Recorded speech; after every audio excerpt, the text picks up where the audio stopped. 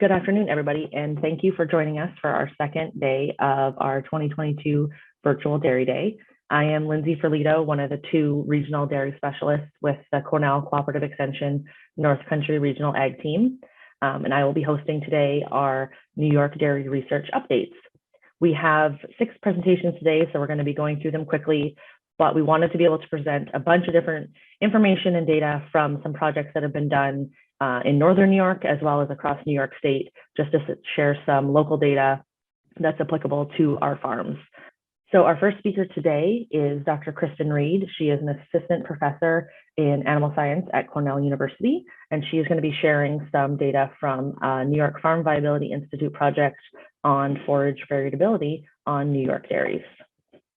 Thank you to Lindsay and Casey and everyone who is helping to host this event, and for the invitation to share this work that my PhD student Jorge Barrientos and I have been doing to try and understand how we can better manage our farm-grown forages, and in particular the variation associated with those forages to reduce variability in the diets that we feed our cows. And so just some of you may have seen us present and introduce this project before, but just so we're all on the same page, the motivation for this work is because there are challenges in our farm management practices to make the intended diet, which is the formulated diet or TMR, be the same thing as the delivered diet. And so there's a lot of different reasons why there would be some discrepancy between these two diets, including just natural variation in management practices, as well as variation in the feeds that we feed our cows. And so the two main sources of variation are going to be in the mixing process. And there are a lot of great resources out there that can help you to improve and monitor your mixing practices to reduce that variability. I'm not going to focus on that in this talk, but certainly something to pay attention to. But the other main source of variation that would contribute to some discrepancy between the formulated and delivered diet is going to be that variability that you see in the feed ingredients themselves and the nutrient composition of those feeds. And in particular, our study, we're focusing on the farm-grown forages that are most commonly fed in New York, including corn silage and haylage. And the reason for this is twofold. The first is that they make up often make up a large portion of the diet, up to 60, 70% in a lot of cases. And then also in terms of the degree of variation within those feeds, they are on the higher end compared to the other feeds that would be included in the diet. And then the reason that we think that this topic is important is because when this formulated diet does not match the delivered diet as a result of this variation that we experience on our farms, it has implications for dairy farm sustainability, both in environmental, economic, and animal welfare sustainability. So if we think about a mismatch between these two diets, it's going to increase chances for either over or under feeding. Incidents of overfeeding will result in reduced feed efficiency, increased manure excretion, increased opportunities for nutrient losses to the environment. Overfeeding and underfeeding both have economic implications that will reduce income over feed costs. And then in some extreme cases, lots of variability or incidents of underfeeding can have health and welfare implications. And so this work is really an extension of some work that came out of Dr. St. Pierre's group several years ago. And so this is just a summary of some of his take-home points that illustrate that this variability actually has a real economic cost. And so the quality costs that he estimated for farms of different sizes are over here in the right-hand column in units of dollars per day, so that this variability is actually costing farms of different sizes between $25 and over $275 per day. And that by optimizing the management practices, including how we sample and monitor these feeds, actually, he estimated resulted in a decrease in this quality cost of $250 a day for the larger 1,000 cow farm that he was studying. And to bring it back to our farms and a visual representation, this is a nice photo that Jorge took this summer during our study period, and you can very easily see the variability in these corn silage piles that were harvested on the same day from the same farm. And even though the color is not a nutrient per se that we're interested in, you can imagine that this color variation correlates to a variation in important nutrient composition that would be significant when including in a diet formulation or feeding to our cows.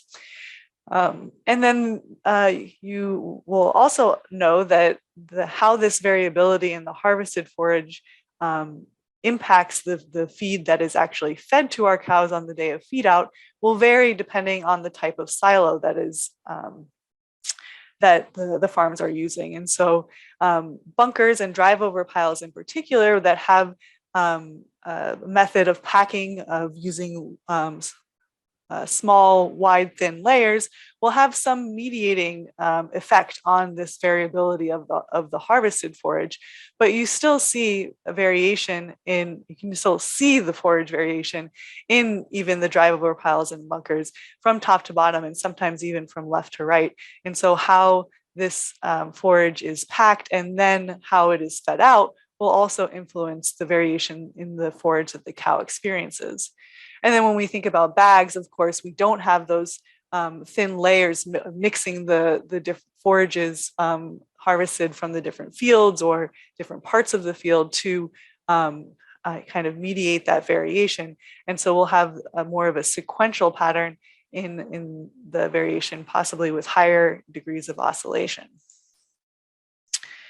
And so thinking about the recommendations from Dr. St. Pierre's group and this continued experience of challenges managing forage variation on farms, we came up with some questions to guide our research study. And so the first question that we're trying to answer are, what are the main factors that generate variation in forage nutrient content? What are the management, environmental factors that are increasing or decreasing the amount of variation we see in our forages? And then from there, extending the work of Dr. St. Pierre's, what are the best sampling practices for farms with different management systems? How can we take the methods proposed by Dr. St. Pierre and make them more farm specific so that they are not general and applicable to farms of all kinds with different silo types, different feeding practices and different sizes? And finally, how can we account for this nutrient variation when we formulate our diets?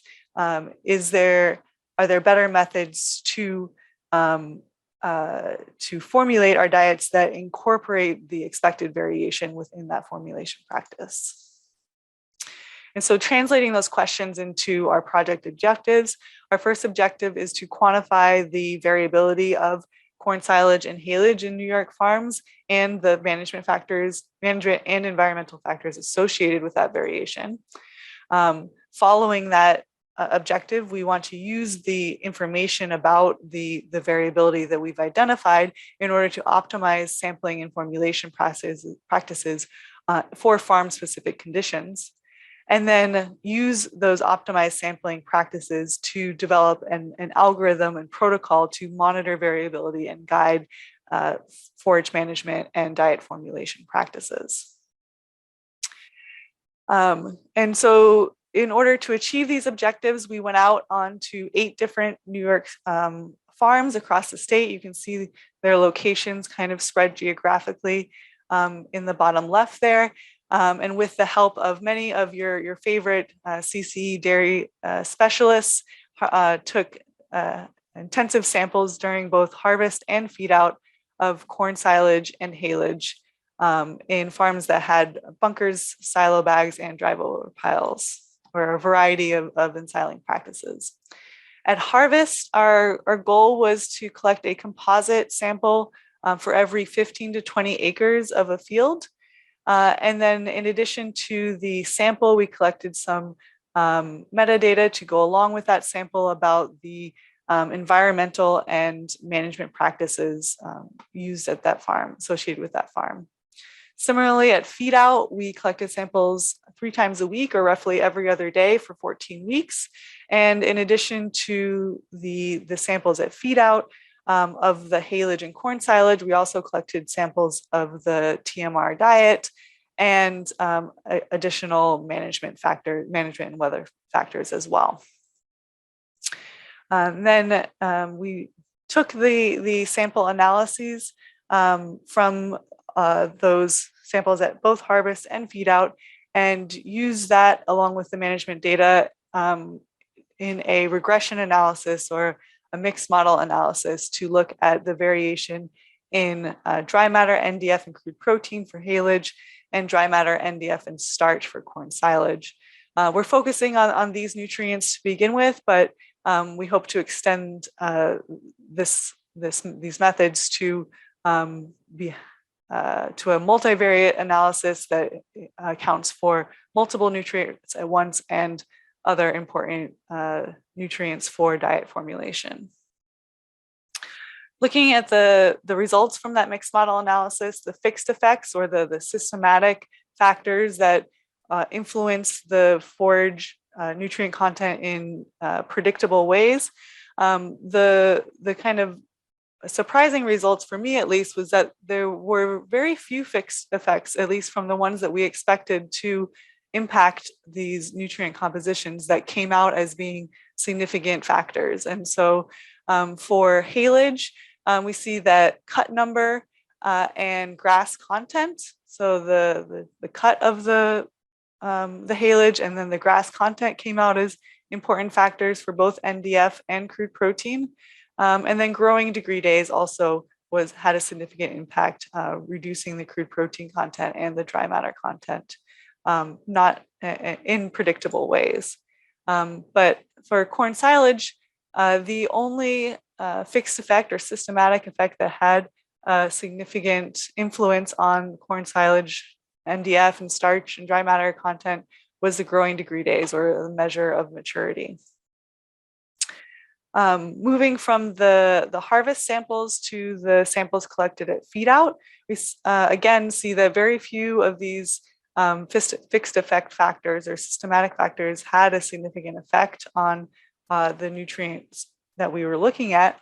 In haylage, again, we see cut number only coming out for cut number 4 for influencing the NDF content of haylage. But again, grass content being an important factor influencing both NDF and crude protein content. And then for corn silage, the dry matter at harvest came out as a really important factor for dry matter at feed out, as well as NDF and starch content. And then precipitation at feed out only influencing corn silage dry matter percent at feed out and not haylage, which was a surprising factor to us.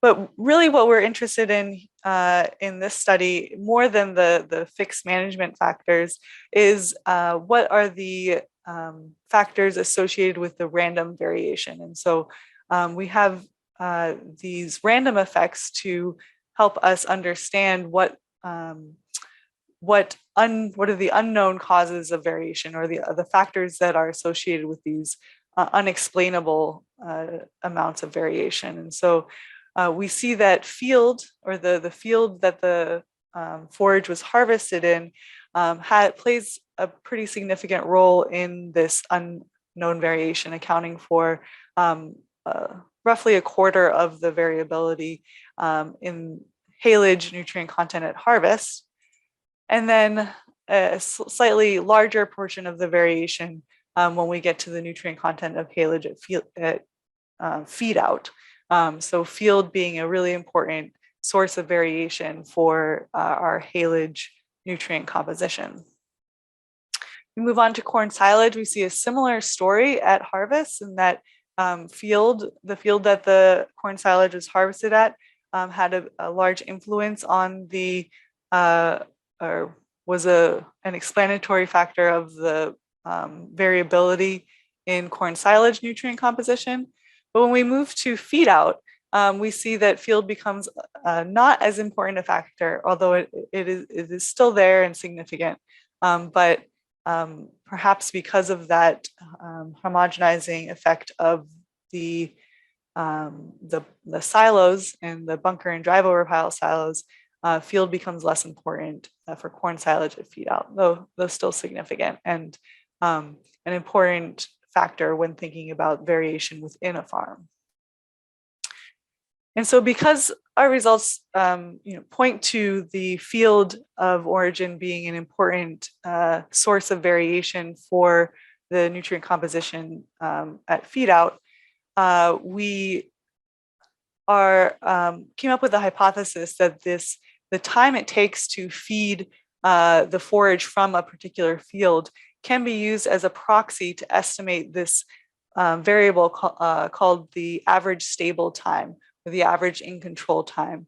And this is just the amount of time that we expect the nutrient composition to be relatively stable or steady, where we can rely on it varying it within a small range and not influencing the variability of the diet in a significant way. And so you might expect that the time it takes to feed a specific field, the forage from a specific field, would vary depending on the type of silo that you were using. And we saw that from our results and our data that we collected. And so in order to estimate this field of origin feeding time as a proxy, or as a value that can be used to estimate the average stable time, we took into account the feeding rate, the field size and yield, the inclusion rate in the diet, and the herd size to come up with these estimates. And just to give you another visual representation of what this average stable time is, this is a time series of the starch content of corn silage samples from a particular farm over the course of almost 2 months. And so here in this first grouping, you can see that the starch content varies in a pretty narrow range, roughly around 28 or 29%. And so we can say that this period here is one set of a stable time that lasted for 21 days. And then after that, at the end of February, we see that the starch content jumps quite a bit, and we have a new period of stable time that lasts for about 14 days. And so we estimated these values for all of the different sampling periods that we collected for these forages across the 8 farms, and came up with an average stable time for farms of different sizes and with different silo types. And then we use that information, those parameters, as inputs into our optimization methods. And so in order to find the optimal sampling practices for these different farm management conditions, we use this algorithm or optimization method called the genetic algorithm. And this genetic algorithm can be used to optimize any number of models or processes, but we used it to optimize what's known as a renewal reward process. This renewal reward process is a model that's used a lot in industrial quality assurance practices in order to minimize the amount that is being spent to monitor and test the quality, as well as minimize the cost associated with producing a poor quality product. And so then, as I mentioned, we have these farm-specific inputs that go into this renewal reward process model that is then optimized by the genetic algorithm. And what that gives us is this optimal set of sampling practices and recommendations for how to manage this system to minimize the costs associated with quality control. And so the 3 management parameters that we optimized these methods for are the number of samples that are taken on a single day, the sampling frequency or the time between samples, and then the control limits, or what can be thought of as the acceptable amount of variation before an action is triggered in order to bring the quality of the process back to a desired level of equality or stability. And so just coming back to remind you of the results that St. Pierre produced, I want to draw your attention here to his estimates for the average stable time. And he assumed a fixed average stable time for all farms of 30 days. And this was based on expert opinion and not having another way to make this or come up with an estimate for this value that is specific to individual farms. And so if we compare our results and our estimates to the inputs of St. Pierre, we see that our estimates for average stable time using this field of origin method results in an average stable times that are much lower and vary depending on the size of the farm and the type of silo. And so when we put that information along with the number of cows into that renewal reward process model and genetic algorithm, we see that there are somewhat different number of samples, not too different than those of St. Pierre's, and can be between 1 and 2. And that the sampling frequency doesn't change a whole lot either. Does change depending on the size of the farm, as similar to Dr. St. Pierre's, but only slightly different between the different silo types. But we really see a considerable difference in our estimated optimal sampling practices from those of St. Pierre's, is in this acceptable variation or acceptable deviation from the mean in units of the standard deviation. You can see that ours are somewhat lower. And then this results in also a little bit lower estimates for the cost of quality. And these results are specific to haylage, but we see a similar pattern when we look at the corn silage results. Our estimates for the average stable time are smaller than the 30 days assumed by the previous standards. We had a similar number of samples recommended to be taken on a given day. Pretty similar sampling frequency, but again, lower acceptable variability before a recommendation would be triggered to change something in your management practices to ensure that the composition of the TMR is close enough to what you are hoping it to be. And again, the estimates at this point at least suggest that this would lower the cost of that forage variability for your farm. So right now, our take-home messages are, first take-home message is that farm and field of origin are large sources of variation, and for corn silage and haylage, and that field is a pretty important source of variation for these two forages, and that optimal sampling practices should differ for each farm, and taking that into account can reduce your total quality costs, and which we believe translates to an improvement in income over feed costs. And that this method of estimating the average stable time using field of origin as a proxy might be an appropriate way to tailor management practices to a specific farm. However, we're not done. And so the next step in this process is to evaluate a couple of different methods for estimating this average stable time. There's a few statistical methods for grouping and condensing variation into different categories that we're exploring, less intuitive and maybe also easier to implement on a farm. And then once we've decided on this method that we'd like to move forward for estimating the average stable time, the next step will be to develop a protocol to monitor variation based on a given set of optimal sampling practices using a control chart. And so just to give you a better idea of what that means. So this is an example of an X-bar chart or a control chart. And it just is a time series that tracks the values of a given outcome that you're interested in. In this case, the composition of your forages and or TMR. And so the idea would be that if you're tracking this, you would want your values to be within this gray area that is defined by those control limits or acceptable degree of variation. And then when you see a value jump outside of that gray box, that would be a trigger that would initiate an action, whether that action is to take another sample to make sure that this was a true sample, or if that action is then to reformulate your diet so that it's in line with what appears to be a new set of forage that has a significantly different composition than what you had been feeding before.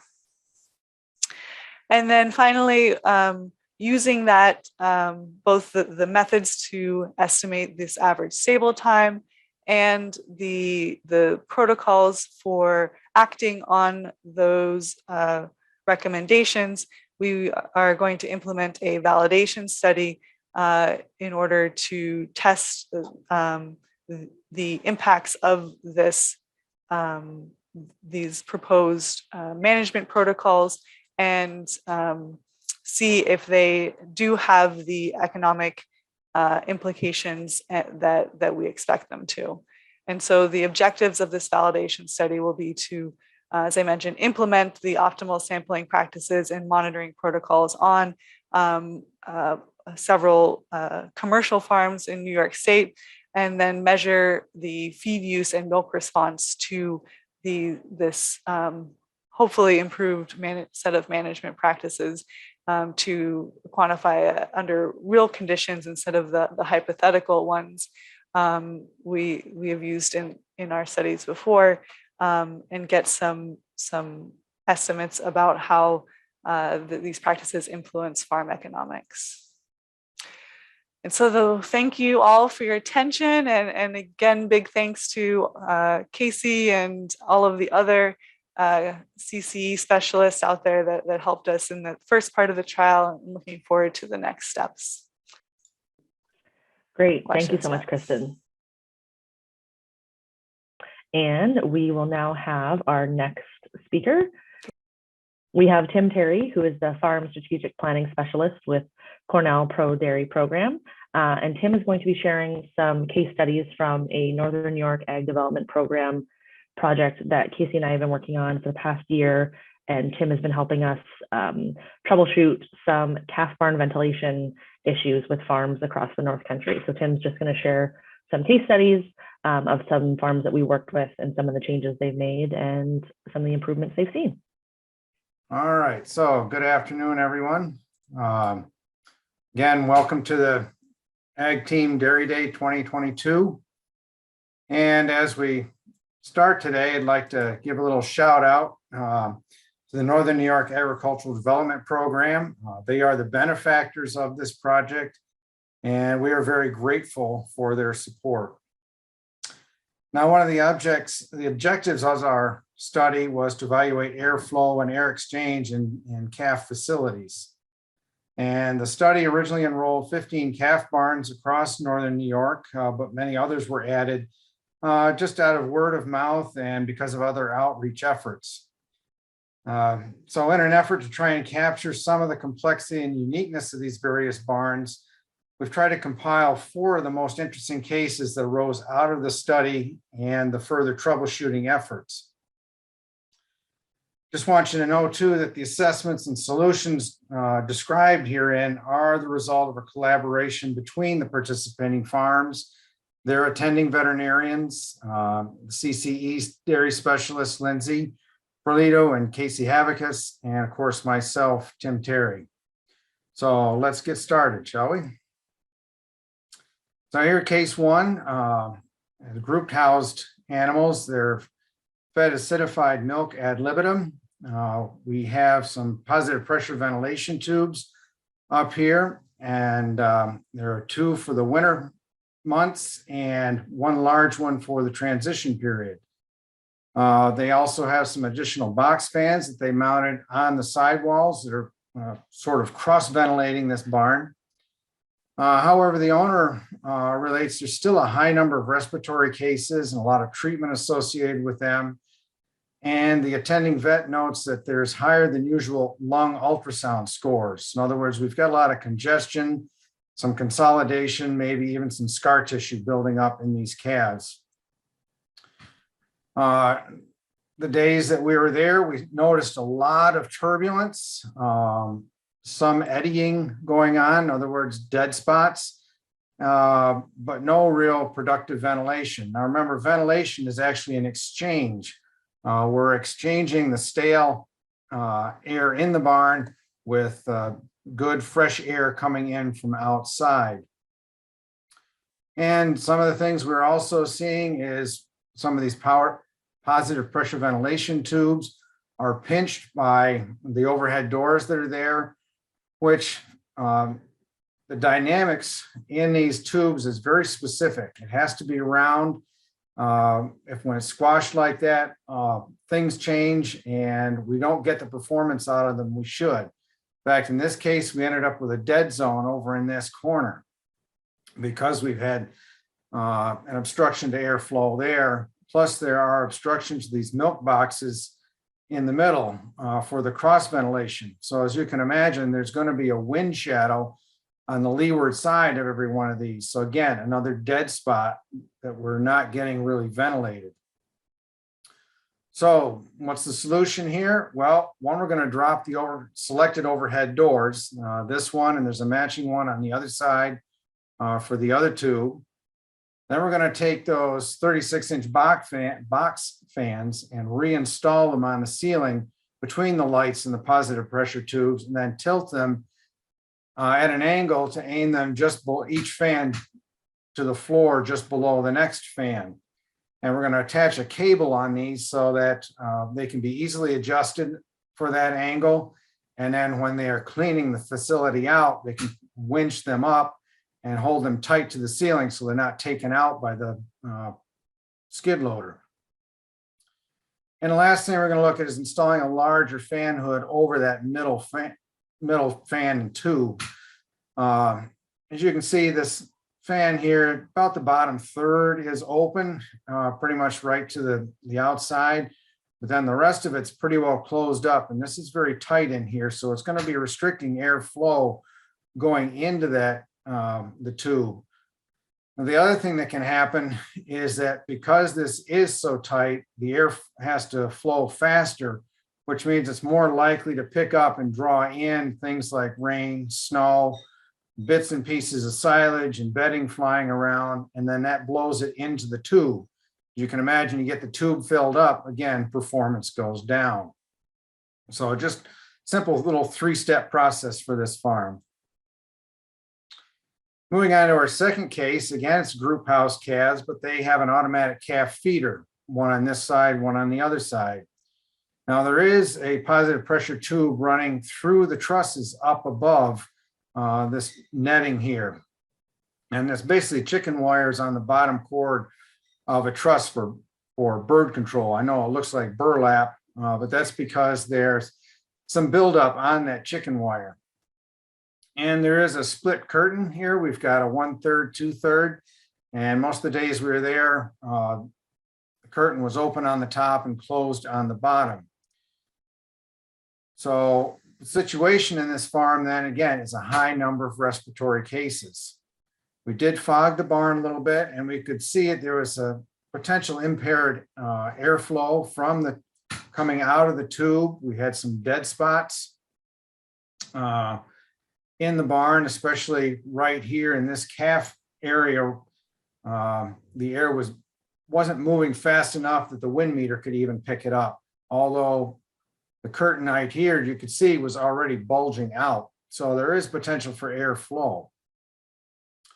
So solution on this, in this case, we're going to broom clean that chicken wire, and that may have to be an annual event. And just have to see how quickly that it builds up in there. And we're going to open the bottom curtain a few inches to get that air moving, especially at calf level. People may be a little reluctant to do that, but if the calves are well fed and bedded, the rain and snow aren't coming in, and the bedding isn't being blown off the pack, it's much better to err on the side of too much fresh air coming in than having too little coming in. There is a possibility of adding one or two more tubes for summer ventilation. Again, these would be up above the chicken wire, just because that's the space that's available. But the other thing is, this building is well situated for natural ventilation. The site they selected was good. The building is oriented such that the prevailing winds go across the building instead of along the building. The roof slope is at least a 412. Those sidewalls can be opened up more than 50%, in fact, pretty much wide open. And there is no wind shadows. In other words, there's not another building, hedgerow, crop field, anything like that that's going to prevent that natural airflow going into and through the building. So on our next case, again, another group house calves. These are fed acidified milk ad lib. And this barn uses a neutral pressure system for ventilation. In other words, we've got on one side of the barn, we have a unit that is pushing air into the barn, and then there's a matching unit on the other side pulling air out of the barn. These end wall doors are open quite a bit, and the farm owner was kind of concerned that the system was not operating as well as it should when those overhead doors are open. So we took a little bit closer look at this and fogged the barn to see just exactly what was happening. So you can see initially, yeah, we've got the air coming out of those set of ducts, and it is blowing through the calf pen at calf level, which is desirable. That's what we want that to do. And just as we watch the smoke, the fog build up, you can kind of see some different things happening. You can see we do have some nice airflow. See if I can get it up here. We've got some nice airflow coming in over top of the wall. But now look at this smoke here. It's coming back in the direction we don't want it to go, and it's kind of piling up here in the corner where the photographer is.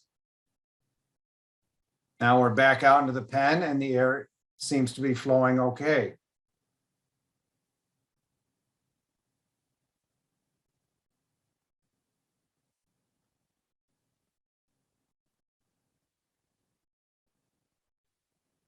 And you can see the exhaust fans on the other side. They're pulling the fog through the barn, and that's what's supposed to be happening.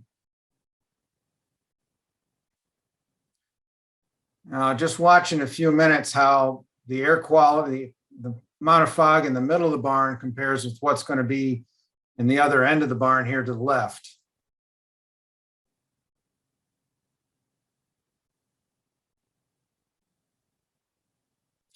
It's clearing nicely, except, okay, we get down to this end.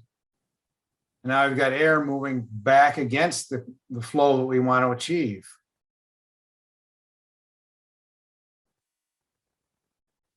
Nice and clean in the middle of the barn. As you can see, it's pretty foggy here back towards the left.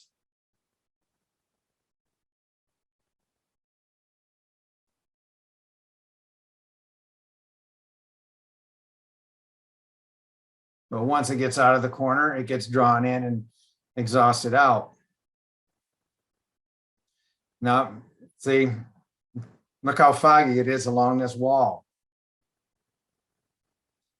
This becomes a problem, not so much in the whole barn, but over in this area where the calves are spending some of their time, at least, coming over to drink the milk.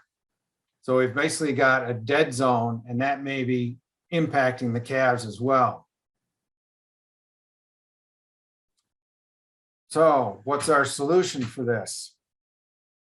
Well, we'd like to see some more fans installed on that inlet side to introduce more air and get better mixing into the structure. Basically, here's a farm in the Finger Lakes area with a very similar system, very similar setup. And they've attached circulation fans up there to draw in air over top of that ductwork and get the mixing going much better. We're going to see about keeping the end doors closed, because anytime you're using any sort of negative pressure system, you have to control the inlets, or what will happen is the air will follow the path of least resistance. And that will leave you with dead spots or dead spaces and cold spots, areas that could be just pathogen laden and the animals are in and out of them. So our fourth one today, these are individually housed calves and relying heavily on the natural ventilation. And they do have some nicely open sidewalls, again, a 1/3, 2/3 curtain. But they also have 3 powered chimneys, and 2 of them are on thermostats. 1 is on a timer. The farm is experiencing frequent respiratory illnesses and high treatment rates. Now, the other thing to understand here too is the barn is 60 feet wide, and for a naturally ventilated calf barn, we recommend a maximum width of about 36 feet. So this barn is almost twice as wide as what we've recommended. Now, to add insult to injury, here we've got a brand new transition calf barn that they have recently constructed in the last year or two. And it's about 50 feet upwind from this calf, the pre-weaned calf barn. And that creates what we call a wind shadow. In other words, it's slowing that air down enough, or providing enough of a restriction. We're not getting the fresh air through the barn. To make matters even worse, is we've got a field out here on a knoll. And as long as that field is into hay or small grain, it doesn't affect this barn very much. But when it's planted to corn, and the calf caregiver mentioned this too, once it got to be about August, September, and the corn was up there, this barn was in the wind shadow of the crop field. So this is in the wind shadow of the crop field, and this is in the wind shadow of the other calf barn. So you can see A to B to C, one thing leads to another. So our solution, going to install a positive pressure ventilation system here because we are not going to be able to get the air through a 60-foot wide building like we need to. It's basically going to be a minimum of 2 levels. We're going to have the minimum level or winter level, and that's these blue units. And then we're going to have a summer ventilation system, and that's the red units. The winter system is basically going to be drawing air from the attic. So we're going to use the attic as an air plenum or an air supply. There will have to be louvered vents on the gable ends of this barn in order for fresh air to get into that attic area. The summer ventilation system is going to be 4 tubes and 8 fans. In other words, we're going to have 1 fan at each end of those tubes, because we're going to want to try and pump this air through here to keep things moving, especially in the summer, so that everybody gets fresh air. Now, one other thing we're going to do, because again, the calf caregiver was telling us that when the temperature drops to single digits and below, they have a problem with frostbite and even frozen hooves even if the barn is closed up tight. So we're going to add a hydronic heat exchanger into these winter system here. In other words, the air is going to come in, it's going to cross this heat exchanger. And this heat exchanger is basically a radiator out of a Mack truck, if you can imagine that. It's going to be powered. You're going to have hot water piped through it. The air is going to come through the radiator and then be blown out through the positive pressure tubes. Now, that isn't going to be enough to actually heat the building. It's just going to help to temper the building a little bit, and hopefully we can keep everything at or near, above or near freezing anyway on those single digit and lower days. So with any of that, we can take questions. Great. Thank you so much, Tim. So our next presentation, we have Casey Havekes, who's the other regional dairy specialist with the CCE North Country Regional Ag Team. And today, Casey is going to be sharing some data from another Northern New York Ag Development Program grant looking at transition cow management and nutrition. Today, I'm going to be sharing some of the very preliminary results from a project that I've been working on over the past year titled Evaluating Feeding Management Practices and Transition Cow Health. So we all know the transition period is defined as that 3-week pre-calving to 3-week post-calving timeframe. And during this time, it's no surprise that cows are challenged by all different aspects, whether it be metabolic, physiologic, behavioral, or environmental. They're challenged by it all. So when we take all of those stressors and we combine it with the obvious hormonal changes that they experience, as well as immunosuppression, these cows are at an increased risk of health challenges. And part of that is because of negative energy balance. So as you can see on this graph here, the energy gap is shown by that yellow area, and it occurs when the energy supplied from dry matter intake isn't sufficient to meet the energy demands for milk production. So some degree of negative energy balance is accepted and actually acceptable as cows adapt to this period. But when they're experiencing excessive levels of negative energy balance, or if it's for a prolonged duration, this is when we start to get concerned, and this is when that cow's risk of experiencing metabolic disease increases. So one way we can measure this is to look at energy status metabolites, so mainly NYFVIs or non-esterified fatty acids and beta-hydroxybutyrate, or more commonly referred to as BHB, are simple ways that farms can quantify or determine the state of negative energy balance that cows are experiencing. So for NYFVIs, as cows mobilize body fat to meet the demands of milk production, these non-esterified fatty acids are released. So as you can see in this graph down here, right around the time of calving or the 3 weeks prior to calving, it's pretty low. And then in that week after calving, it's higher. And then in a healthy cow, those levels are going to return back down to a normal baseline level in the 3 to 4 weeks after calving, and then as they progress throughout lactation. And similarly with BHB, they're related to NYFVIs. So what happens when the liver becomes overwhelmed with NYFVIs, and this is going to occur in early lactation as they're mobilizing more body fat, those NYFVIs are going to be partially oxidized with the release of ketone bodies, or BHB is the main ketone body that we see in cows. So if we look back at that graph, if we look at the triangles, you see a similar trend. So in the weeks leading up to calving, it's pretty low. And then you see a spike after calving. And then again, in that healthy cow, it's going to return back to a normal level. So that's normal and that's acceptable for cows as they transition to lactation. But what we don't want to see, or where we start to get concerned, is when those levels remain high and for an extended period of time. That's when the problem occurs, and that's when they might be at increased risk of disease. So over the past several years, we've identified a lot of different strategies to promote success during the transition period, and particularly during the dry period. Researchers have looked at feeding controlled energy dry cow diets and negative decad diets, which are both very great nutritional strategies. But what about management? So I think there's a big opportunity for us to focus more on the feeding management aspect of the transition period. And this is kind of evidence from 2008, some work by Alec Bach was looking at 47 herds fed the exact same diet, and he concluded that over 50% of the observed variation in milk yield wasn't related to nutrition, but rather management and environmental factors.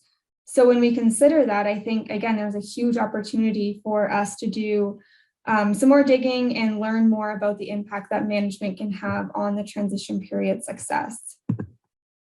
So the objectives of this project were to first develop a scoring system for best management practices related to feeding management during the dry period. Secondly, to understand the relationship between pre-calving feeding management and post-calving metabolic health using that scoring system. And third, but I have it lightened here, I don't have enough time to get into it today, was to use a liver health index to evaluate metabolic health postpartum. So as Lindsay said, this project was funded by the Northern New York Agricultural Development Program in collaboration with Dr. Tom Overton and Dr. Allison Kerwin, both at Cornell University, as well as Dr. Trevor DeVries at the University of Guelph. So I enrolled 10 farms across Northern New York. They had to have been feeding a negative DCAD, high straw dry cow diet. They had to be willing to share their diets and cow records with me, and they had to be willing to let me take blood samples from their cows, both pre and post calving. So each farm had one baseline assessment to assign a management score, which I'll get to on the next slide. And then after that, each farm had 2 visits, so kind of like 2 snapshots in time, and those visits were spaced at least 3 weeks apart.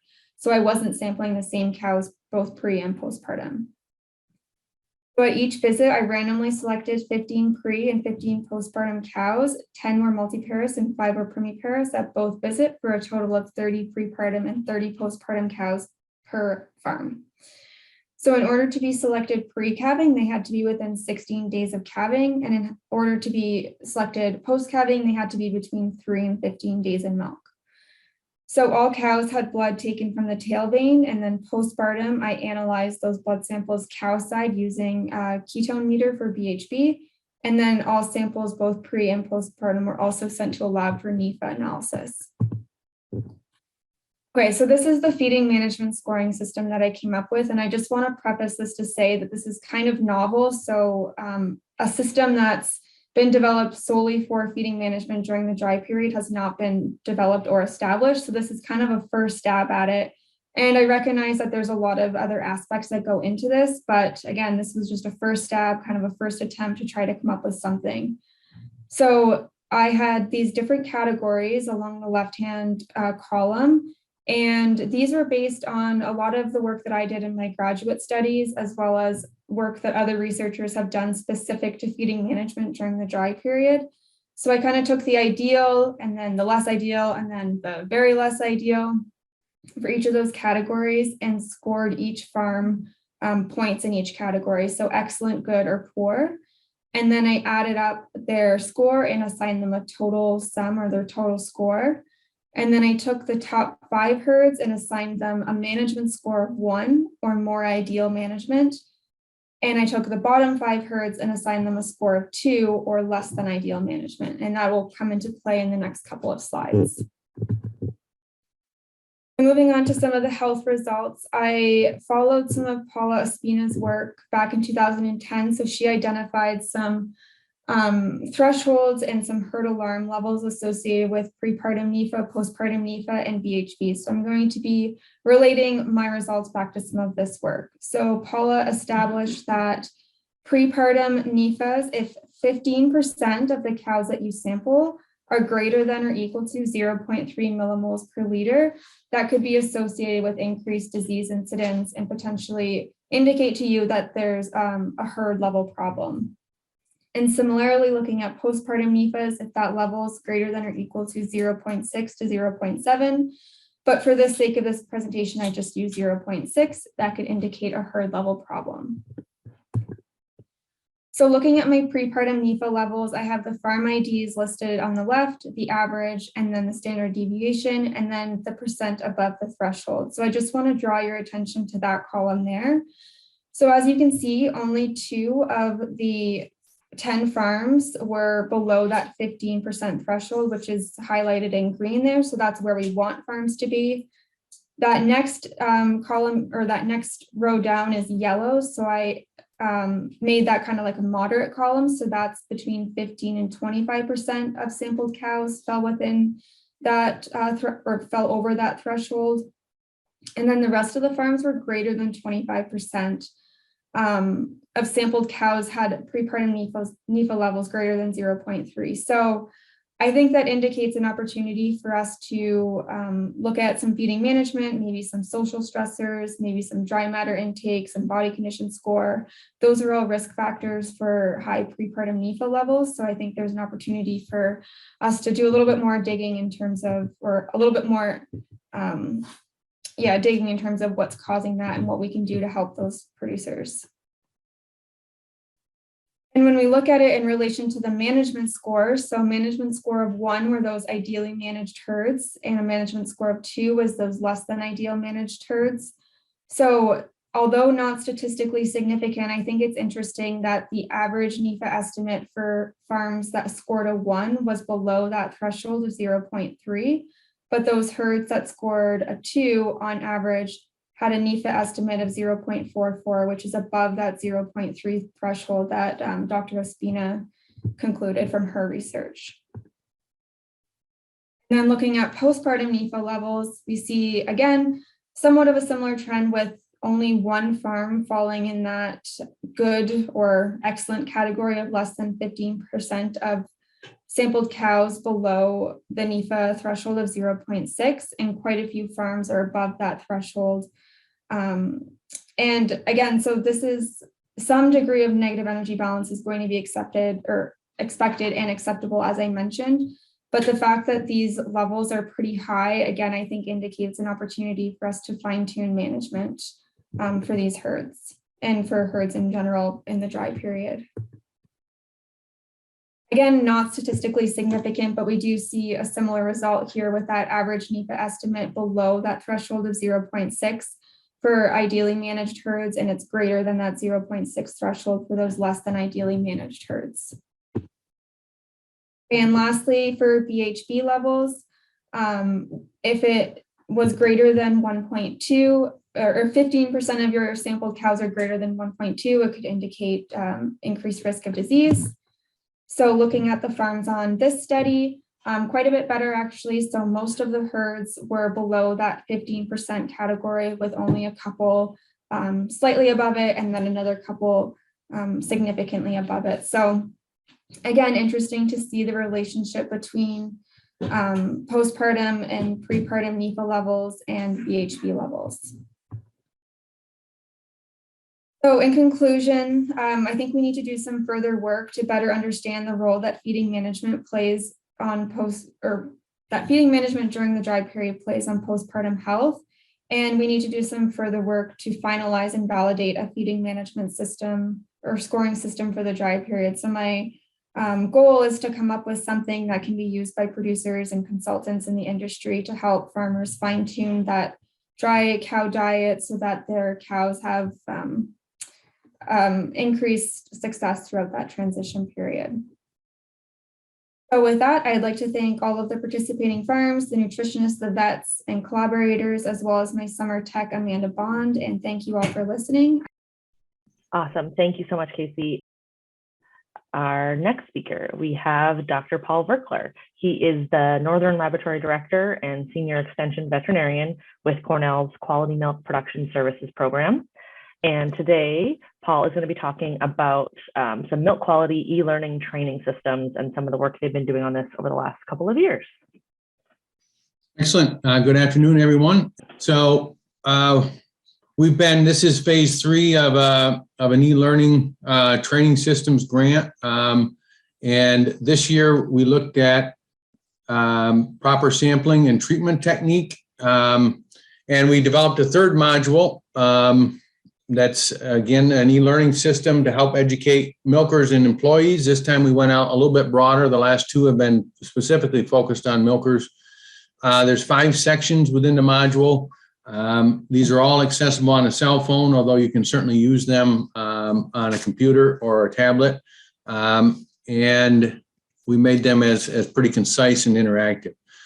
This one, we focused on the 5 basic tasks that are part of the pathogen-based treatment or selective dry cow treatment protocols that we're seeing implemented on many farms. We have both a Spanish and an English version, and all sections on this one, we had the option that the participants can watch a video and have the text read aloud. And this would be if there's any literacy issues or anything like that. They just click on the button and it reads, there's a video that reads the entire module aloud so that they wouldn't have to read any of it. At the end of each of the sections, we have 3 knowledge check questions that the participants answer. And that gives us an internal check of whether or not they were able to absorb some of the material that we were trying to teach. So the 5 sections that we did this year, collecting an aseptic milk sample, administering intramammary treatment, primarily aimed at lactating cow treatment, deciding on saleable milk. So how do we know when the cow is ready to go back in the tank after her antibiotic residues have cleared? How do we decide whether she can go back in? Treating a cow at dry off. So that would be an antibiotic dry off treatment, and then administering teat sealants, whether that's internal or external. So those were the 5 sections that we have in this module. This is accessible either by this QR code. So if you want to look at this, snap a picture of this screen here, and then you can go in by the QR code, or on the next few slides, I'll continue to have the website on there. So you can just type in this website or search this website, and it's open. This one we opened to everybody. So we didn't have any sign-ins or anything like that. We've kept it open, and we're going to keep it open. We have a couple ideas that we can touch on if we had time. That we're going to use, but at this point, this is an open website and anybody can access it. So any of your farms or farms you work with that want this type of training, direct them to this website or use this QR code, which will be in the proceedings, and feel free to have them do the modules. So what do we have? We tried to streamline it even further this year to make it kind of more clear and concise. So this is an opening screen. You can either explore for yourself, page through it yourself, or you can click on to watch a video and listen. So each of the modules has this opening screen. And then we designed them all very similar. So they're very similar structured is, what do I need? How do I do it? And why is it important? And we color coded those. And so you see the top screen of those. The green section is always going to be, what do I need? And the blue is, how do I do it? And then the why is it important will be the orange section. So that way you know where you're at in the module and can look at it. So here, this is a quick one out of the Spanish, right? So this is materials, and this is for the teat sealant module. We have both the external and internal, and it lists the materials you need, and then as well a photo at the bottom. And so again, the page structure of these is pretty similar, with a small amount of text up top and the pictures down below, or video on the bottom. The navigation down there is arrow navigation on the bottom. And then here is how do I do it? So the blue, you notice, control the teat here. This is in under the lactating treatment, intramammary treatment. So again, some text there, and then a picture or a video to demonstrate it more visually. This is under that same one. So disinfect the teats. So we do have videos to show some of the more hard to explain techniques to make sure that the participants really get the point. And then this is, why is it important? So the Spanish version here, and just explaining what's the importance of doing each of these steps and what would happen if we do them wrong. Here, if we don't put a band on the cow right, we potentially get antibiotic residues in the tank prior to treatment. So, and then this is an example from the Spanish section of one of the knowledge check questions here, asking about how do we do dry off treatment of dry cows and what's important when we do it. So each of the sections has this, and it gives you a score at the end.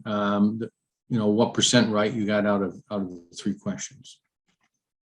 Okay, so we structured this very similar to our other years. We did a baseline survey on each of these farms. So that's our extension survey, and I'm not going to take time today to go through that, but really we're looking at the equipment, the cows, and the people, and looking at the major risk factors for mastitis on that dairy. So we had a look at this as well on this one.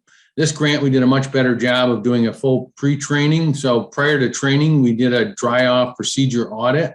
That was either of the actual dry cow treatment or also the internal or external sealant if they were using. And we did it again a little more rigid this time. So we used this, what they call objective structured clinical examination, or OSCE. And with these, for each of the different ones, we had 15 statements that were weighted with either 1 or 2 points and covered the major critical control points that we covered in the sections. We scored each participant on 2 cows, unless there really wasn't 2 cows to dry off that day or when they were there. And then we totaled the score for each cow and averaged it. So this is just a look at what one of the OSCEs would look like for the dry cow treatment. You can see here the different statements down through, and then we're scoring them. Rep 1 is first cow, rep 2 would be second cow, whether or not they did each of these statements correctly. So that would be their pre-training score, their ASCII score, and we're going to total them, and they get a score. Okay, then we went out and did the trainings. Again, based on our first year's learning, we really did these as a dedicated training time, not because we were speaking to them, but that all people were together in one area and they were doing it either on their phones, as you see here, or on a tablet. We had 56 individuals that participated in the training. 47 of these were Spanish as their native language, 9 with English. And interestingly on this, 77% of the people actually watched the video rather than paging through it. So the majority of participants watched the video and listened to it rather than actually just paging through it and reading it themselves. Okay. And then we did a post training. So after we did this training, I went back out and did the same ASCII scores. I actually finished the last one this morning at a farm and using the same one. And out of that, we had a total of the 29 participants that we had both a pre and a post training score. And certainly with all the challenges of sickness and training and scheduling and everything else, trying to get this and get there on time when the farms are either ahead or behind schedule was a bit of a challenge, but I was able to get it completed. So we have both pre and post training ASCII scores on 29 people. And as of a few minutes ago, what we have for this is 86% of the participants improved their ASCII score after the training. So looking at it as a first look here, that looked pretty good and showed that the training did something at least. 10% of them stayed the same and 3% actually were worse. The 3% that were worse, what happened there was they switched because there's also been a real big challenge during this time period of getting dry cow antibiotics. So on this farm, they switched dry cow antibiotics. Their previous dry cow antibiotic, the tube had a very short end, so they were doing partial insertion on that. When they switched, by the time I was there for the post training, they were using a different antibiotic that now had they didn't have the option for a short tube, and it was a long one. And so on this one, they were not using partial insertion. And so it really was a different antibiotic, but that was the score. And so they got worse in that category. Everything else, they were doing quite well. So we haven't pulled yet. We're going to work on rapidly here because a report's coming up due. But we're going to start pulling the knowledge check questions to see how well participants did on absorbing the material within the modules. So that's what we have at this point, and certainly acknowledge Northern New York Ag Development Program and appreciate their funding, the participating farms and their employees. Jesse Byler did the Spanish translation with me out there for the need just to help them, not train them in the module, but just help them navigate through the module. And certainly Dr. Howitzer and Dr. Gallardo for their assistance with both the translation of the text and Dr. Howitzer for all his work on the VISME platform and producing the module. Great, thanks, Paul. Our next speaker is Dr. Rich Stup. He is an agriculture workforce specialist with Cornell University. And today, Rich is going to be sharing some New York dairy labor updates and data. All right, thanks, Lindsay. Hello, everyone. Hope you're staying warm today and enjoying a little bit of snowfall from a few days ago. I'll start off here with just a little disclaimer that this is not legal advice. I am also not an attorney. If you have specific questions about a situation on your farm, you need to consult an attorney that understands labor law. A couple of things we'll talk about: compensation, a little bit about what's happening with the overtime and wage board, some of the research that we did at Cornell related to this, and then as we have time, some discussion about retaining your high-performing employees. Let's look at compensation. So first off, we are partly driven by minimum wage, of course, so regulatory. This is the The most recent minimum wage across the state for the upstate area, we are at $13.20 for 2022. That year there is a little misleading because it's at the end of each year that it changes. So we're at $13.20 for 2022. Our friends over in Long Island, they're at 15 already. Interestingly, I look back at how these increases occurred over the years. If you look at the red letters at the bottom of your screen, and I know that in last year, the state went through some analysis to calculate what that increase should be, because 2020 was the last year that it was mandated, and they came up with 70 cents, the same amount that's been every other year. So if I had to guess, I would say it's probably going to go up again to 70 cents next year. We did a compensation benchmark. It's something we do every couple of years. Farmers participate in that, put information in about individual employees. I appreciate all of you who may have participated on the call. If you haven't in the past, look for the compensation benchmark and add information about one or two of your employees. This is a very accurate way, I believe, to gather data, because it's about an individual working on your farm. So it's real data about a real individual. Now, we do it a year in the past. This is actually data from 2020. So it would have been the first year that we had overtime in place. I'll walk you down through this first table, and I'll show you a few others that are similarly structured, so we won't have to take as much time on some of those tables. But this is actually the compensation summary for permanent employees, so not seasonal, full-time, obviously not part-time, and then what I call frontline employees. We categorize employees in the front line, middle managers, and then senior managers. And so these are the folks that typically aren't making a lot of management decisions. They're doing a lot of basically the frontline production work. So the average person of these 114 people working across the state, and this is not just dairy that I'm showing you here. This is all sectors of agriculture. And I think it's appropriate to look at it that way, because your employees, if they are making a career out of agriculture, and they may even make a career more broadly than that, but if it's just agriculture, dairies are competing with fruit farms, with other sectors of agriculture and so forth. So I think it's appropriate to look across the different sectors. Anyway, the mean tenure that they were with their present employer was almost 8 years. Overall, they have 12 plus years of experience.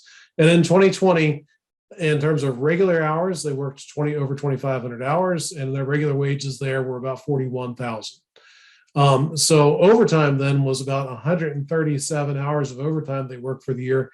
If you divide that by 52, that's about 2.6 hours per week that these folks are getting overtime wages of 3,100. Total hours worked then of 2,700. Total paid wages of 44,000. Bonus or incentive of about 2,431. Now, this is 2020. It was the year that the pandemic started. It was the year that the PPP program was in place, and employers were getting a fair amount of government money and that sort of thing. Bonuses were all over the place, some quite high, as you can see there. Some, certainly didn't get bonuses. But bottom line, when we investigated this some more, we found that a lot of employers were passing some of that government money along to employees in the form of bonuses, which is very nice, but it did make this data a little bit wonky in that particular area. Total value of benefits. So we asked people to identify what the market value of any housing they might provide is, plus other benefits like health insurance or retirement or other insurances, or you name it, we'll look at in just a moment. But total value of those benefits then were $7,200. And that gives us a total compensation for these frontline workers of a little over $54,000 for the year. When we divide that by the number of, when you divide the regular hours paid, regular wages paid over the regular hours, we come up with 1629. So that's their straight line income, or regular hours income, not overtime. When we put everything together, regular hours, overtime hours, and the value of those benefits and bonuses, then we come and divide that by the total hours worked. That gives us about $20.24 that are typical of these 114 frontline employees was earning. So 1629 of regular hours and 2024 of total compensation when we look at it that way. So just interesting numbers, well above minimum wage. I will say that we try to compare with other numbers that are available. As you know, USDA does a farm labor survey, and for the same time period, basically that we were collecting for, they had a regular wage rate of 1510, which is a good bit lower than what we had, 1629. So it's hard to say exactly what accounts for that difference. I will say USDA does not collect information about bonuses and benefits and that sort of thing, so they don't have a comparable number to our $20 there. But just keep that in perspective. Different surveys, different collection methods will come up with a little bit different number. This was then benefits for frontline employees, and so I won't spend a lot of time with this. But paid time off, about 85% of folks were getting that, disability and so forth. These are rank order. About 42% got some type of housing for their work and so forth. Now you might say, why aren't these 100? Aren't all employees supposed to get that? Almost all the employees in our data set are from New York, but we do have a handful from Massachusetts, Pennsylvania, and a few other states. And so some of those states don't have mandatory things like paid time off or vacation. So that's why this is a little bit lower.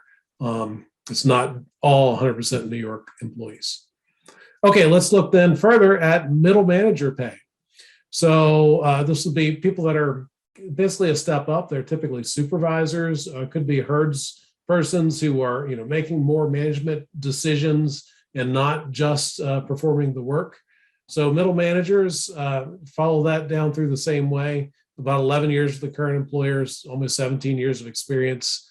You can see their hours worked. You can see their regular wages, almost 50,000 there. About 118 hours of overtime. Overtime wages, 3,000. Total hours worked, and then total paid wages, 52,000. And total value of benefits, a little higher there at 10,000, giving us a total compensation of about 65,000 altogether. Regular wages then of just 19 and a half, approaching $20, and total comp per hour is about 25. Again, when we compare it to a similar number that USDA comes up with for a similar time period, they have 2305. So they were actually a little bit higher than our comparable number of 1959 there.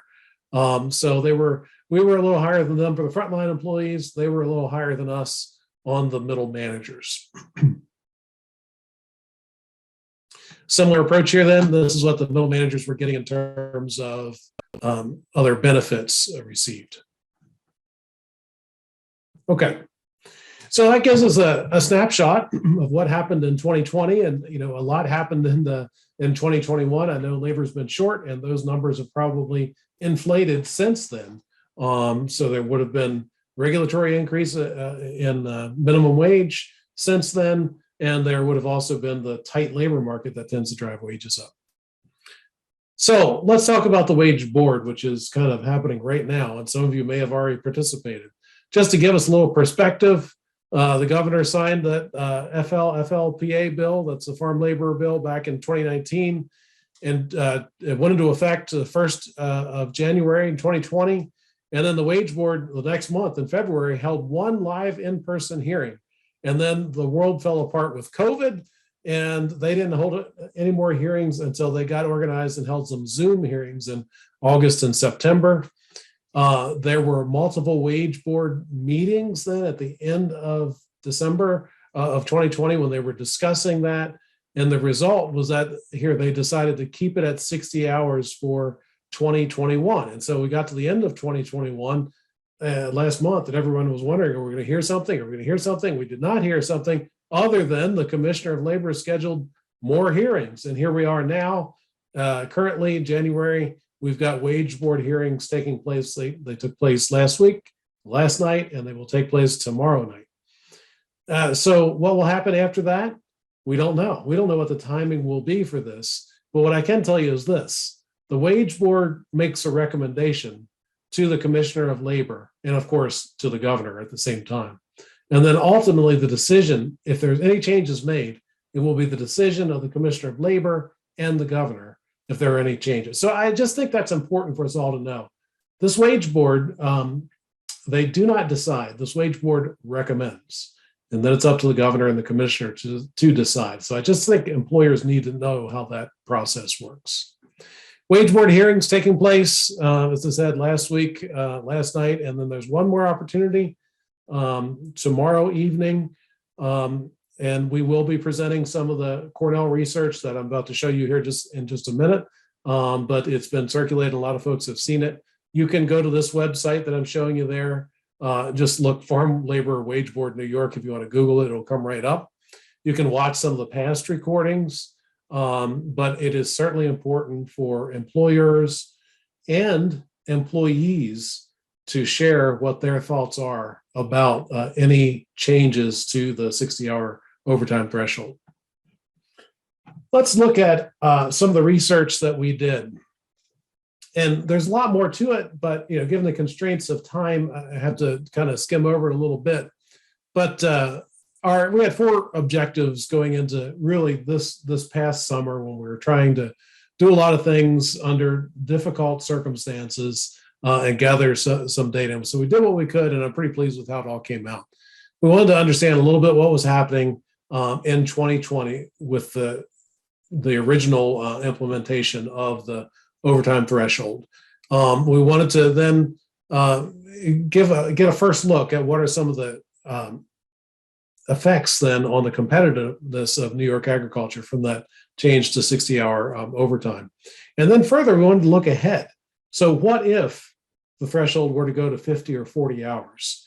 What impact would that have on farms? And we wanted to get some of their perspective on that. And then we also kept hearing about the impact on H-2A workers. And I know most dairy farms don't have H-2A workers, but some do. These are the foreign guest workers who only come here for a seasonal period of time and typically want to work a lot. And so we did some interviews with them directly. One of the strengths of the research that we did is that we actually used multiple data sources. We went out and collected data directly from farms. We also used data from ProDairy's benchmark program for dairy. We had some similar information from a benchmark program in fruit. And we also then worked with Farm Credit East payroll service to get some random data about employees and what they earned within that payroll. And that helps us to kind of look at things from different perspectives. And 2 of these data sources, the benchmark and the Farm Credit East data, they weren't collected for any purpose of examining what we were looking at. So that means that they were free of any bias that you can sometimes have with the survey, because they were collected for an entirely different purpose. So that's a strength here. And then we also went out and did interviews in English or Spanish with about 69 H2A employees. You can read all this at this website that I'm showing you, or you can actually find it at agworkforce.cals.cornell.edu. Okay, what I'm going to show you here, I know we have a dairy audience, so we're going to be looking at the left-hand column, because that's all dairy, but the fruit and vegetable findings, in fact, were quite similar. But I'll focus on the left-hand side, which is the dairy farms that we investigated. So, what were the effects of 60-hour overtime in 2020? And I'm just summarizing our results here. But so hired labor for this group of farms accounted for about 17% of total operating expenses on the dairy farms. On average, total payroll increased almost 8%, and cost per hired labor hour increased 5.7%. Over 2019 on farms that were in the Cornell Dairy Farm Business Summary. Strategies producers used were the shift compensation to overtime and wages and away from benefits. So they cut back on some benefits to maintain total compensation levels. They did invest in labor technologies where possible, even in a very short period of time. They started to move some enterprises, such as replacement heifers, off the farm. And importantly, and one thing that's kind of hard to see without talking with the producers directly, is that a lot of investment is on hold. People are just waiting to see what this overtime threshold is going to be, what the cost of labor might be in New York before making further investments. And so that's certainly an area of big concern. And then the last point there, just some of the pandemic related government payments did help to offset the increased labor costs in 2020. So those are some of our key findings for 2020. As I said, we also asked producers to look ahead to the potential effects of the 50-hour overtime threshold. So if it went from 60 down to 50, what would that do? What would producers do? And we went out and the producers were very thoughtful, very careful, because if you think about this situation, and many of you I'm sure have already thought about it for your own situations, but if I'm going to go from 60 to 50 on the overtime threshold, that means if I want to limit the number of hours of overtime, I might have to hire more employees. And so a lot of farms' initial thought is, I'll just hire more employees. Well, that's maybe not as easily done as it is said. So I might need more housing. Can I find other employees? There's a lot of things to think through, and these farms were very thoughtful about that. But at a 50-hour overtime threshold, the dairy farm said that, obviously the increase in cost is going to be way more significant than it was with the 60-hour threshold. For years, we've done research on how many hours people were working, and it's on average, it's always around 55 to 60 hours. And so that's why that 60-hour threshold wasn't quite as painful for a lot of folks, because it was already pretty close to where a lot of people worked. They'll tighten up labor management, hire more employees if they can. They're going to use outside sources, custom harvesting, that sort of thing, if they possibly can, to reduce labor. But 30% indicated they would potentially move out of milk production, direct future investment to other states, or possibly exit agriculture entirely. Will they follow through on that? It's hard to know. Maybe not in 1 year, but maybe they would in a few years. The thought is that this lack of investment or reinvestment in New York agriculture would be very, very concerning. So the results just get a little bit more profound when we take it down to 40-hour threshold. In that case, 2/3 of farms that we interviewed indicated they would move out of milk production, direct investment elsewhere, invest outside of dairy, or exit agriculture altogether. And so, it might not be that someone will put the for sale sign on the farm right away. It might just be that it's one of those farms where it would have transitioned to the next generation, but the generations look at it and say, well, maybe New York's not the place to be in business. And so the older generation is going to milk it out for a few more years, and the next generation is going to find something else to do. All kinds of scenarios that could play out that unfortunately would be a big loss for agriculture, for those farms, for the communities, and certainly for the employees who work on those farms. Real briefly, because I know the clock's flying right along, these H-2A workers who come into the country, we kept hearing, a lot of them won't come if their hours are limited. So the assumption is that farmers aren't going to pay 10, 15, 20 hours of overtime. And that's a very valid assumption, because in other industries that simply doesn't happen. And it's also, quite expensive to pay time and a half overtime. So among those H-2A workers that we interviewed, 72% of workers indicated they would be less likely to do their jobs in New York if hours were capped at 40 per week. And they would, 70% would consider going to other states if the hours were limited in New York. It only makes sense. If you can go to Canada or Pennsylvania or Michigan and you can have 70 hours or 80 hours for that short window that you're going to work in, you can earn a lot more than you can with 40 hours and maybe a few hours of overtime in New York. Okay, let's talk a little bit about retaining farm employees, given the really challenging labor market and labor environment that we're in. We hear the challenge from farms of all types and all sizes about how tough it is to get employees. And it's totally understandable. I like to watch the data. This is U.S. unemployment over the last 20 years. Here's what we call the Great Recession, a major labor situation that we thought we'd never see anything like that again. But over here is COVID-19. And remarkably, we've come way back in terms of unemployment, and we're at a quite low level of unemployment. But I have to qualify that a little bit with this other piece of data. This is labor participation. This is a percent of adults who are participating in the workforce. We reached a high up there around 2000, and we've been declining since then. We dropped off greatly for the pandemic. It started to come back, but there's a lot of people still sitting out on the sidelines. And then here's another number we started to track recently. I've started to track recently, and that's quits. So this is non-farm data, but still it gives you a perspective of how employees are feeling. People know that employees are in great demand, and they're much more willing to quit. And you can see that right in the numbers month to month, that the number of quits are way up. There's a lot more turnover going on as employees move around from one job to another to take advantage of the opportunity. So in that environment, let's look at labor economics 101 here. So labor is in short supply, labor is in high demand from employers, and so wages are heading up. Employees have more power relative to employers, so they can demand more. That's just the reality. In that environment, what is an employer to do? And let's talk about that for a little bit. I have to speed up over these slides a little bit. I wish I had time to really develop this with you. But the bottom line I'm going to share with you from this is that your high performers are super valuable to you as an employer. Your average performers are somewhat valuable. They are. Certainly, you want to keep them around. A lot of your low performers are not as valuable. You need to really be prioritizing where you focus your time. And that's what I'm going to look at here.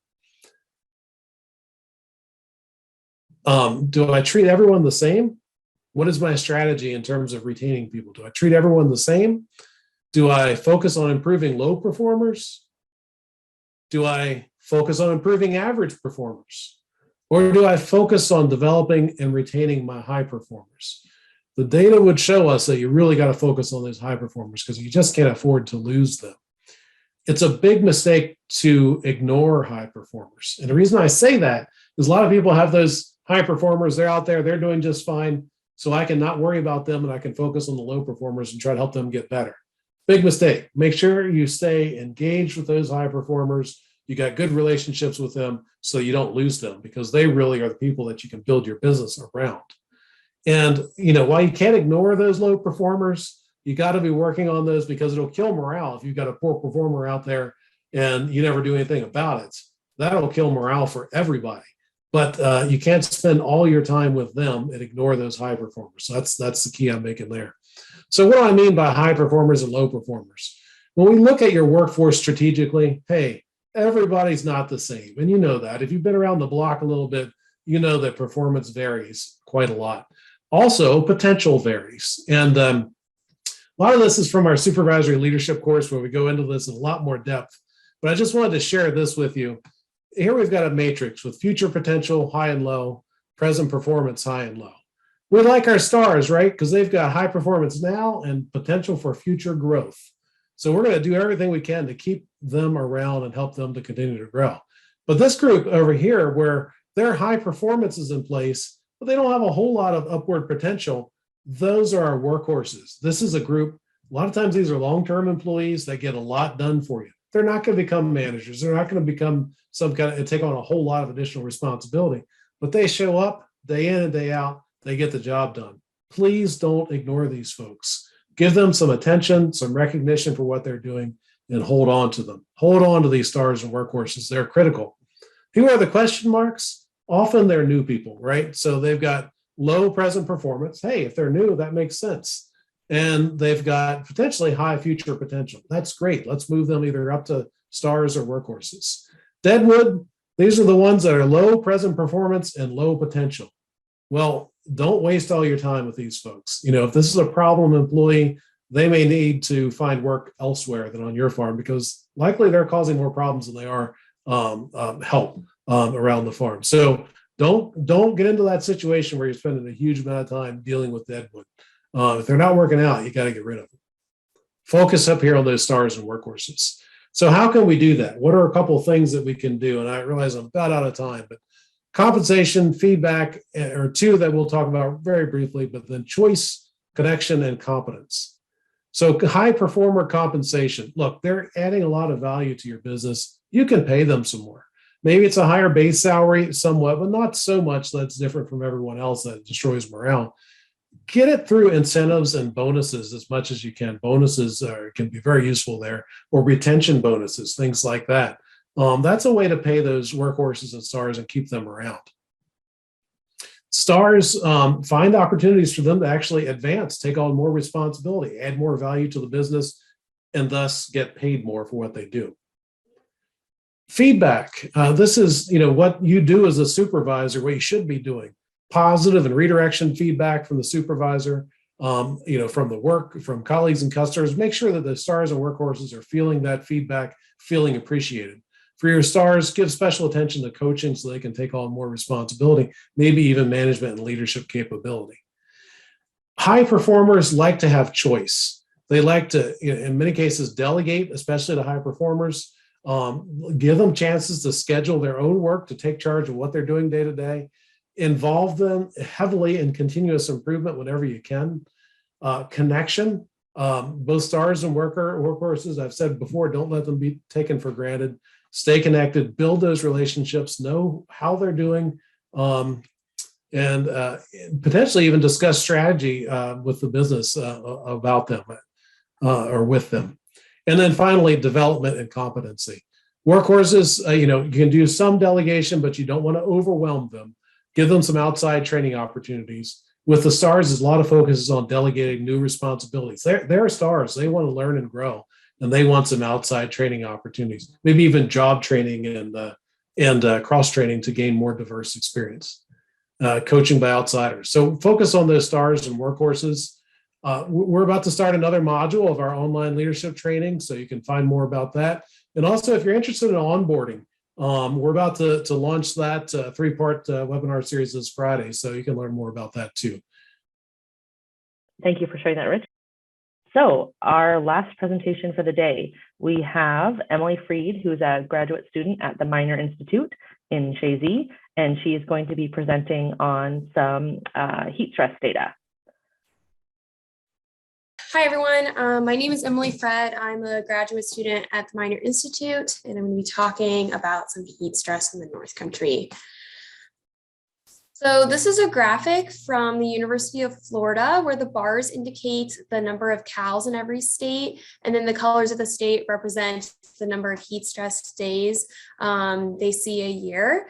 And so you can see that most of the cows in the United States live in areas where heat stress is not prevalent every single day of the summer. And so we've termed this episodic heat stress. And so we'll have, one hot day, a cool day, and then another hot day. And that's really hard on dairy animals because it actually takes them weeks to adapt to heat. And we just don't have prolonged weeks of heat here. So this episodic heat stress has some negative impacts on well-being. So this is some pretty well-established of heat stress on the lactating cow, the increased body temperatures and respiration rates, along with decreased lying times. Hot cows will stand up to increase their surface area so that they can dissipate more heat. And then hot cows also eat less metabolic heat load. And then that's partly responsible for their decreased milk yield because they're using more of their nutrients for maintenance than for production. And it's really hard to get a hot cow bred. So Minor Institute posed a question a few years ago asking, what are the effects of this episodic heat stress on lactating dairy cattle in the North Country, and what heat abatement system is the most effective. So this study was conducted between 2017 and 2019 on a few farms with different degrees of heat abatement. So we had a farm with no heat abatement, a farm with fans, and then a farm with fans and sprinklers. And so these cows on each farm were bolused with particular temperature monitoring boluses. And then we also put leg loggers on these cows to measure standing and lying time. And you can see that on all of the farms, there was a decrease in lying time on those hot days. But specifically on that farm that did not have fans, we saw a really big decrease in lying time. And we also saw the biggest increase in lameness from the beginning to the end of summer on that farm. And so you'll notice that the farms who had fans and then the farm that had fans and sprinklers have very similar lying times on those hot days. And that the farm with fans actually had the smallest increase in reticular temperature on those hot days. So we think that, might actually be enough to provide heat abatement for lactating cows. Here in the North Country, you might not necessarily need sprinklers on your farm. This farm with the fans did have them angled pretty extremely. And so it was really moving the air in their barn. It was almost like a sandstorm in there, which, is kind of annoying to work in, but really good for the cows to cool them down. So this is a graph of the reticular temperature in cows on the farm without fans throughout the day. And you can see that, that dashed line are those hot days, and those cows really did have elevated reticular temperatures throughout the day. But interestingly enough, their highest temperatures were actually at night. And so it might just be that, these cows were finally lying down and they, got hot as the night went on. And so I think this goes to show that's pretty important to keep fans on at night after you've had a hot day, even if, it does cool down some, those cows are still hot. So this is the similar graph, but from the farm that provided fans for their cows. And you can see there's really not much of a big difference in reticular temperature, and their reticular temperatures were pretty consistent throughout the day. They weren't being elevated at night. And this is a picture of the angle that they had their fans at. And it's recommended that you have between 4 and 6 miles per hour of wind speed over both standing and lying heights. So it's important to angle those fans so that even when a cow is lying down, air is moving across her back. The reticular temperature boluses that we used were really cool because they also let us look at drinking behavior, because every time a cow drinks, her reticular temperature drops. And so in this image, the blue line represents the reticular temperature, and then every drop is a drinking bout. And so unfortunately, the farm that did not have fans also had a problem with water availability and water pressure. And so their cows were only able to take small sips of water at a time instead of large drinks. And so you can see up top, that cow, her reticular temperature was very elevated, and it was elevated much longer than the cow who had ample water and fans. And small drinks just weren't enough to cool her down. And so it just, goes to show that it's very important to make sure that water tanks are being filled and are, at an appropriate rate during the summer. So more recently, the industry has started looking at the impacts of heat stress on dry cows. And the University of Florida has shown that heat stress during the dry period will decrease milk production in the next lactation, because that mammary gland doesn't have the chance to develop like it should during that dry period. And then those cows have a harder transition and decreased placental weights as well. And when you think about a dry cow, you really need to think about the calf that she's carrying, because those last 60 days of gestation are the most important for growth and development. And so the University of Florida has also looked at in utero heat stress. And they've seen decreased birth weights and growth rates in those animals. And then they've also seen decreased passive transfer of immunity, because their guts are closing earlier than they should. And then after compiling about 10 years worth of data, they saw this huge carryover effect in these calves in that in utero heat stress lowered milk production in the first 3 lactations. So after seeing the results of the lactating cow study at the Minor Institute and then seeing this information from the University of Florida, it seemed appropriate to pose the question, what are the impacts of episodic heat stress on dry cows in the North Country? And so we conducted a study in the summer of 2020 and 2021 looking at this, and this is what I'm focusing on for my graduate research here.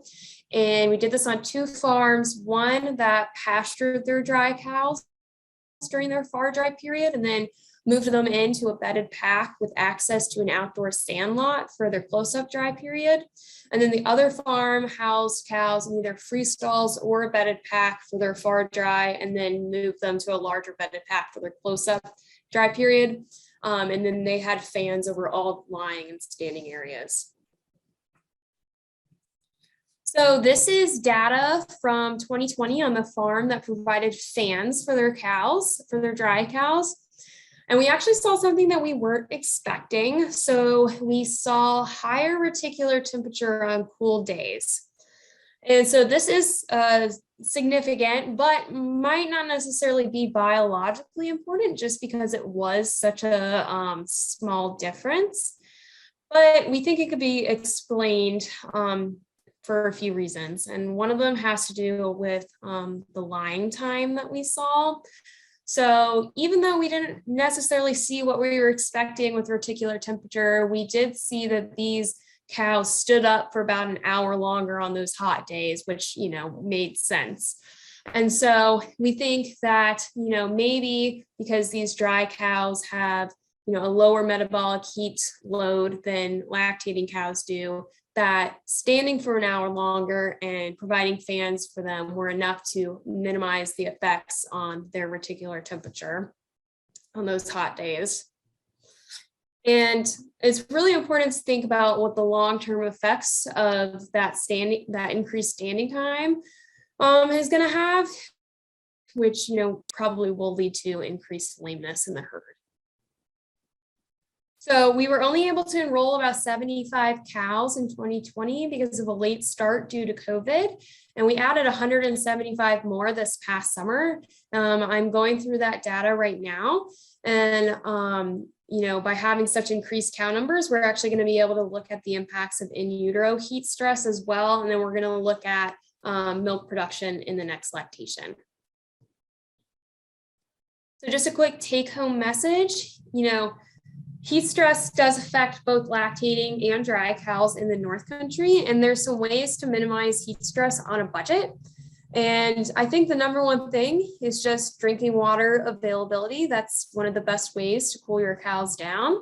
And then if you're able to invest in fans that move air both over lying and standing height. And it's important to, clean those fans and maintain them in the spring to get them ready for the summer. And then to actually turn those fans on, probably even earlier than you would expect, because cows get hot earlier than humans do. And then keeping them on for a long enough time as well. Great. Thank you very much, Emily. So thank you again to all of our speakers today.